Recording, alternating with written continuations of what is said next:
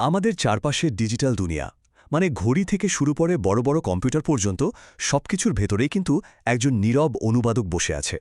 আজকের এই বিশ্লেষণে আমরা ঠিক সেই ডিজিটাল ডিকোডারদের ব্যাপারেই জানব, কিভাবে তারা বাইনারি কোড মানে শুধু শূন্য আর একের ভাষাকে আমাদের চেনা জানা ভাষায় বদলে দেয়। তো চলুন শুরু করা। আচ্ছা, কখনো কি মাথায় এসেছে ক্যালকুলেটরের স্ক্রিনে যে সংখ্যাগুলো ভেসে ওঠে সেগুলো আসলে আসে কোত্থেকে? মানে এর পেছনে তো কাজ করছে শুধু এক আর শূন্যের একটা বিশাল মিছিল। তো সেই মিছিলটা কিভাবে আমাদের চেনার সংখ্যা যেমন ধরুন ৭ বা ৫ হয়ে যায়? আজকের আলোচনার মূল রহস্য কিন্তু এটাই। না, এই রূপান্তরের পেছনে কোনো জাদু নেই, বরং আছে ডিজিটাল ইলেকট্রনিক্সের খুবই মৌলিক একটা বিল্ডিং ব্লক। চলুন সেই সার্কিটটার কার্যকলাপ একটু কাছ থেকে দেখা যাক। তাহলে আসুন পরিচিত হওয়া যাক আমাদের এই ডিজিটাল অনুবাদকের সাথে। এর নাম হলো ডিকোডার।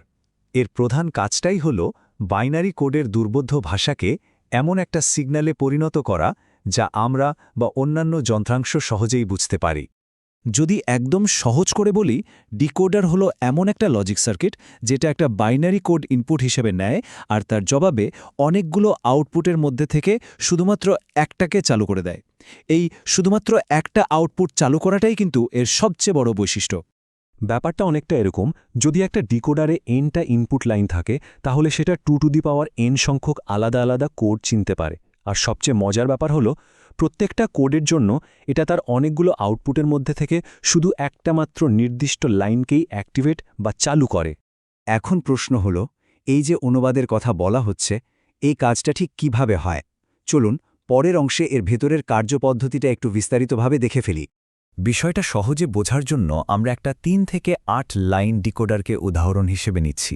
নাম শুনেই বোঝা যাচ্ছে, তাই না? এর 3টা ইনপুট লাইন আর 8টা আউটপুট লাইন আছে। এই যে টেবিলটা দেখা যাচ্ছে, এটাই হলো ডিকোডারের কাজের মূল নকশা। একটা উদাহরণ দেখি।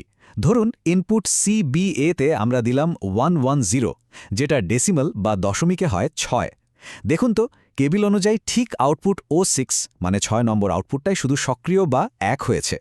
বাকি সবগুলো কিন্তু 0 মানে নিষ্ক্রিয়। প্রত্যেকটা ইনপুট কম্বিনেশনের জন্য ঠিক এই একই ঘটনা ঘটবে। এই একই ডিকোডারকে কিন্তু আরও কয়েকটা নামে ডাকা হয়, যেমন 3 লাইন থেকে 8 লাইন ডিকোডার।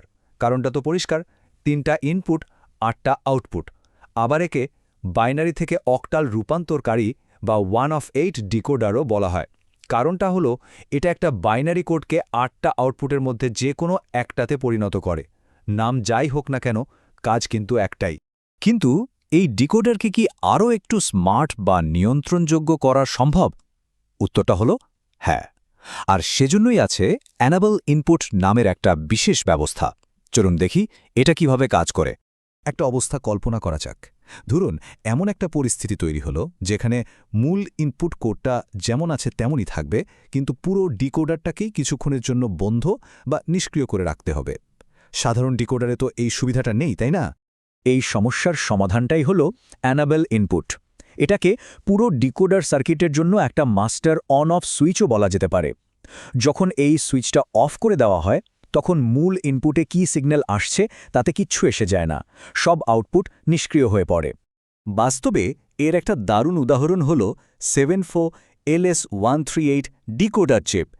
এর মধ্যে একটা নয়, 3টে অ্যানাবল ইনপুট আছে।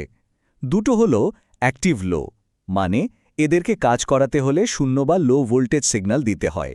আর অন্যটা হল অ্যাক্টিভ হাই, যেটাকে চালু করার জন্য 1 বা হাই ভোল্টেজ সিগন্যাল লাগে। এই চিপটাকে চালু করার শর্তটা কিন্তু বেশ মজার এবং নির্দিষ্ট। এর দুটো অ্যাক্টিভ লো ইনপুটে 0 আর অ্যাক্টিভ হাই ইনপুটে 1, এই বিশেষ কম্বিনেশনটা যখনই মিলবে শুধুমাত্র তখনই এটা কাজ করবে।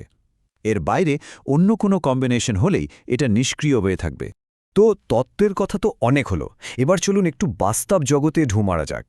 এই ডিকোডারগুলো আসলে কোথায় আর কিভাবে আমাদের প্রতিদিনের প্রযুক্তিতে ব্যবহার হচ্ছে সেটা একটু দেখি। ডিকোডারের ব্যবহার আসলে আমাদের চারপাশে ছড়িয়ে আছে। যেমন ধরুন কম্পিউটারের মেমোরি থেকে ঠিক কোন জায়গার তথ্যটা দরকার সেটা খুঁজে বের করতে, বা অনেকগুলো ডিভাইসের মধ্যে ঠিক কোনটা এখন কথা বলবে সেটা ঠিক করতে। আর অবশ্যই ডিজিটাল ডিসপ্লেতে সংখ্যা ফুটিয়ে তুলতে তো ডিকোডারই আসল খেলোয়াড়। এই যে উদ্ধৃতিটা, এটা সরাসরি আমাদের আলোচনার শুরুর সেই রহস্যের দিকেই নিয়ে যাচ্ছে। একটা বিশেষ ধরনের ডিকোডার আছে যার নাম BCD2 7 সেগমেন্ট ডিকোডার।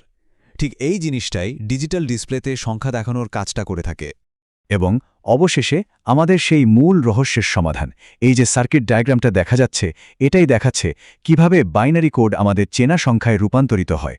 চলুন পুরো প্রক্রিয়াটা ধাপে ধাপে একবার দেখে নিই। পুরো প্রক্রিয়াটা কিন্তু দারুণ সহজ। ধরুন আমরা ডিসপ্লেতে 5 সংখ্যাটা দেখতে চাই। প্রথমে 5-এর যে বাইনারি কোড অর্থাৎ 0101 সেটা ডিকোডারে ইনপুট হিসেবে পাঠানো হয়। ডিকোডারটা সাথে সাথে বুঝে যায় যে 5 দেখাতে হলে কোন কোন সেগমেন্টগুলো জ্বালাতে হবে। এক্ষেত্রে এ, সি, ডি, এফ আর জি সেগমেন্টগুলোকে সে সক্রিয় করে দেয়, আর তার ফলে ওই সেগমেন্টগুলো জ্বলে ওঠে আর আমরা স্ক্রিনে সুন্দর একটা 5 দেখতে পাই। অসাধারণ, তাই?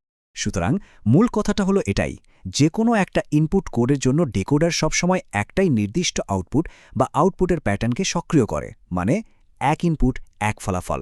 এটাই এর মূল মন্ত্র। এই আলোচনা শেষে একটা প্রশ্ন রেখে যেতে চাই। ডিকোডারের মতো এমন আরও কত শত শত নীরব কর্মী বা অনুবাদক আমাদের প্রযুক্তির ভেতরে প্রতিনিয়ত কাজ করে যাচ্ছে, যাদের ছাড়া হয়তো আজকের এই ডিজিটাল বিশ্বটাই অকল্পনীয় ছিল। এটা কিন্তু ভেবে দেখার মতো একটা